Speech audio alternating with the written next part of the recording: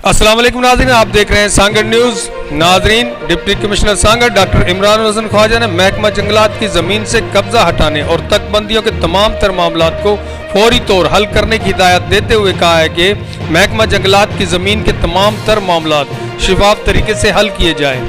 जिसके लिए महकमा रेवेन्यू और जंगलात को मुश्तरका काम करने की ज़रूरत है। आज अपने दफ्तर में महकमा जंगलात के मुतालिक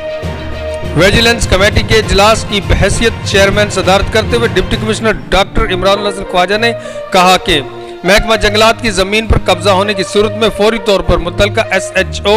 और मुख्तियारकार को शिकायत की जाए, जबकि मुतलका AC और DSP मामला हल करने के लिए मदद फराहम करेंगे। इजलास को बताया गया है कि जिला के तालका सांगड़ और खिपरों में महकमा जंगलात की 23,125 एकड़ अराजी है, जिसमें से 22,152 एकड़ अराजी पर कब्जा किया हुआ था, मगर चंद सालों से कब्जा हटाने के लिए शुरू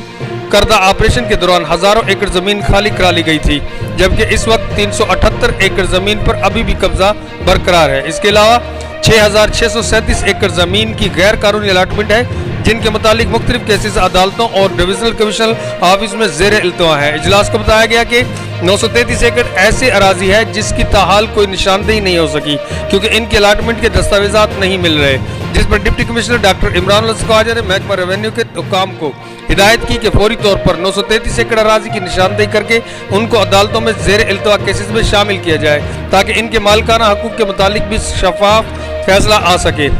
इजलास में additional deputy commissioner 1 Abdul Ghaffar Soomro, district forest officer Sanghar Imran Ali Bhutto, regional forest officer Khipro Hosh Muhammad sir और दीगर ने भी शिरकत की।